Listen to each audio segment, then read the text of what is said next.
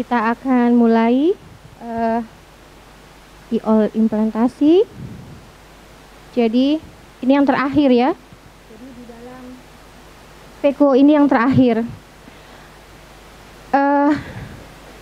Semua mengira bahwa ini yang terakhir itu pasti aman, belum tentu. Ya, jadi semua step-step dalam Veko itu semua bikin deg-degan, apalagi untuk Veko beginner, ya itu bikin deg-degan banget. Kadang-kadang coach itu langsung setiap satu step mau ke step lain langsung diem langsung gini, ambil nafas dulu, gitu ya. Karena kita tuh sangat takutnya untuk memulai menyelesaikan Veko ini, tapi kita harus sampai tuntas. Nah, kita lihat sekarang video ini, tolong dilihat apa yang kok nggak bisa Om?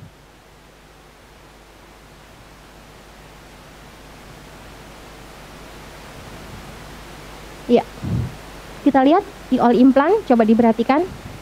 Kira-kira ini udah bener atau ada yang salah? Atau ada something di dalam video ini?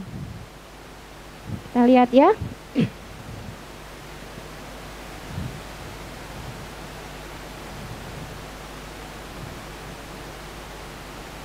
Nah, oke, sampai di sini. Nah, kira-kira bisa masuk nggak ini IOL-nya? Bisa masuk sampai ke back nggak? Nggak, why? Kenapa nggak masuk? Masih di chamber yang belakang, haptik belakang masih di chamber. Oke, why? Kenapa dia tidak bisa masuk? Kenapa dia tidak bisa muter? Oh, oke. Waktu iya kurang miring, ada lagi? Viskonya kurang banyak. Apa lagi? Ada lagi yang lain? Viskonya kurang banyak. Oke. Ada lagi yang lain? Kita lihat itu. Gimana? Gimana, Dok? Nggak apa-apa. Injektornya kurang ke bawah. Ya, banyak faktor. Ada yang bilang haptiknya masih di belakang, nggak bisa masuk. Kemudian yang kedua, OVD-nya kurang banyak dan injektornya kurang menukik ke bawah, begitu. Kita lihat nanti ya. Oke, kita lanjutkan dulu. Nah, biasanya kita sebagai operator itu pasrah sama asisten. Asisten yang masukkan IOL ke dalam cartridge. Sebaiknya belajar sendiri memasukkan IOL dalam cartridge, ya. Jadi belajar supaya tahu dan tidak menyalahkan orang lain. Jadi haptik dan optik depan, haptik belakang maupun depan itu semua harus bisa kita dorong. Jadi tidak terhambat, bisa menyebabkan putus atau dia nyantol. Nah, itu yang tidak bisa kita prediksi kalau kita serahkan ke asisten. Jadi kita harus belajar sendiri. Belajar dong kalau di KMU itu waktu kita belajar itu harus pasang sendiri sampai nangis-nangis. Nggak bisa, enggak. Pokoknya harus bisa, harus bisa. Jadi sebelum kita masukkan ke dalam cartridge-nya itu harus kita isi dengan OVD dulu, ya. Kita isi OVD, baru kita masukkan IOL-nya ke dalam. Seperti ini.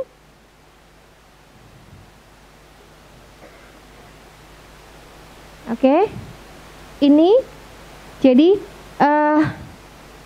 cartridge itu ada bermacam-macam bentuknya. Kalau di Alcon itu ada yang cartridge D dan cartridge C. Jadi itu tergantung diameter dari insisinya. Kalau kita mau yang D itu berarti 2,2. Kalau yang C 2,75. Jadi tergantung kita mau pakai yang mana. Kalau kita mau pakai insisi awal kita 2,2, terus kita mau masukkan cartridge D, kira-kira cukup nggak? Nggak cukup. Jadi pasti kita akan lebarkan. Jadi kalau kebalikan sih boleh, nggak masalah. Karena ujung dari cartridge itu harus masuk ke dalam supaya kita bisa injek IOL-nya ke dalam, ya. Jadi nah, seperti ini. Ini ada lekukan di sini, ya. Di sini, ini dan sini, ini harus tertanam di dalam semua, Dok. Ini IOL-nya, optiknya maaf, ini haptik anterior dan posterior, ini harus terbenam semua ke dalam. Jadi kayak ada selokan begitu, kita lihat. Nah, dimasukkan ke dalam. Nah, ya. kemudian kita tekuk sedikit, itu sudah ada visko di dalam situ. Nah, baru kita tutup, kita lihat pada saat kita dorong dia ikut ke depan enggak. Nah, berarti tidak ada yang terjepit di wingnya. Pada saat kita tutup dia tidak terjepit. Oke. Nah, sekarang penting, sangat penting, itu bagnya itu terisi penuh, ya, terisi penuh oleh LVD. Hati-hati kalau dia tidak terisi penuh, kita bisa menusuk kapsul posterior.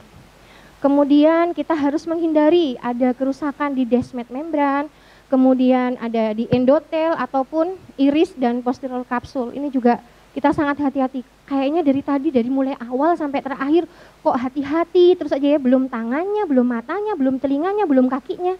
Untuk Veko beginner memang nggak bisa semudah itu. Jadi kita harus belajar dulu, belajar kaki, belajar tangan. Nanti untuk telinga itu kita juga bisa mendengarkan. Jadi kalau dia oklusi biasanya bunyi dia, ting ting ting ting gitu. Nah itu dia oklusi. Biasanya seperti itu ya. Atau kalau di kaki itu biasanya pindah gigi. Kalau saya menganalogikan pindah gigi seperti kita main nyetir mobil Matic. Gigi 1, 2, 3 itu ada rasanya bergetar dia. Minta aja digedein sama apa namanya? Sama mbak-mbak alat kesehatannya, minta digedein. Bisa dia tuh bergetar dia kalau kalau apa namanya pindah gigi. Kok gigi ya?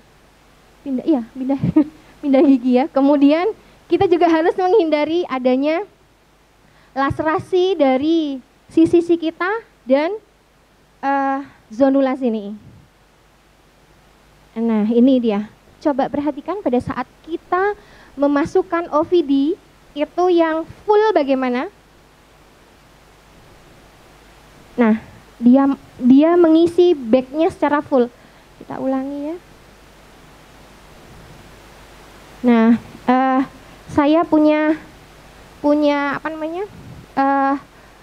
Diajarin sama guru saya, itu kalau ngisi di atas iris dulu yang diisi, baru diarahkan ke bawah. Kalau langsung diarahkan ke bawah, belum full, OVD-nya sudah keluar. Jadi atas dulu diisi, kemudian diisi ke bawah. Jadi nanti dia akan bisa, bagnya akan terisi full. Oke, kemudian, nah ini dia. Kita implan IOL-nya, coba perhatikan. Nah, tadi kita sudah isi dulu, oke, full. Ya, irisnya dia ke perifer, kemudian kita masukkan, ya, kita masukkan arahnya di bawah kapsul anterior, ya, kemudian bisa dengan tip IA, ini kita tekan untuk masuk ke dalam. Tetapi kalau kita menggunakan second instrument, nah ini dia, ya, dengan second instrument seperti ini, second instrument kita masukkan di sebelah kiri, ini kita masukkan, nah mengisi, kemudian ditekan saja, nah ditekan saja ke arah bawah. Rata-rata karena Veko beginner itu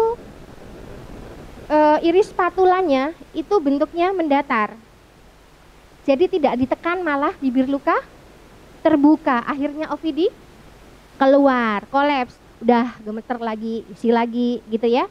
Yang salah di mana sih? Bukan seperti ini tapi seperti ini. Ininya menuki. Jadi jungkel, pegangnya seperti pegang bolpen. Jadi yang sebelah kiri ini dia jungkel. Jadi ditekan ke bawah. Jadi bukan mendatar seperti itu. Jadi bukan seperti ini, tapi dia menukik ke bawah, seperti itu. Kita tekan saja. Kalau saya biasanya, kita ulangi.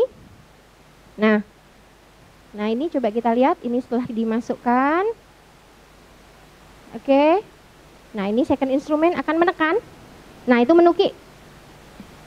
Ya, nggak usah dengan sekuat tenaga, nanti malah jebol itu kapsul posterior.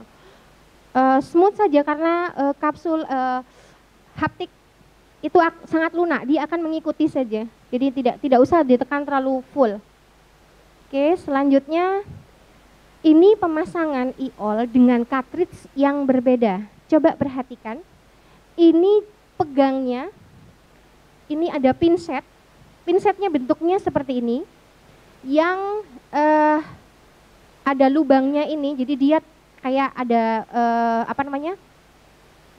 terpotong seperti ini dia menghadap ke bawah, bukan menghadap ke atas. Kalau ini menghadap ke atas, kita tidak bisa memasukkan e-all dalam cartridge. Kita lihat. Nah, kita ambil cartridge-nya, kita taruh dulu di pinggirnya. Ini kita harus bisa pasang sendiri. Nah, coba kita perhatikan, ini haptiknya di atasnya semua. Di atasnya semua, kita dorong. Nah, modelnya ulir. Jadi injektornya bentuknya ulir. Ini punya Alcon. Nah, seperti ini. Kemudian kita putar, tuasnya kita putar. Kita putar, nanti dia akan keluar dari cartridge-nya dan akan mengisi dalam bag. Nah, dia akan mengembang sendiri. Kalau tidak bisa mengembang sendiri, dibantu oleh second instrument dari second port. Nah, setelah itu baru kita IA. Kita ambil OVD-nya, kita ambil semua. Oke. Nah, tadi dok, waktu pertama tadi apa tadi? OVD-nya kurang, terus kurang menuki ke bawah, apa lagi? Apa dok? Kurang menuki, satunya lagi tadi apa? Haptiknya masih di luar. Oke, kita lihat ya. Kita lihat ini video yang full. Coba kita perhatikan. Ini bahwa sesungguhnya adalah seperti ini. Jadi PCR pada saat IA Cortex, ini operator tidak tahu ini kalau sudah ada PCR di sini. Ya fokus itu, makanya fokus itu penting. Nah, jadi pada saat, sebentar ya. Sorry. Maaf. Nah ini, nah,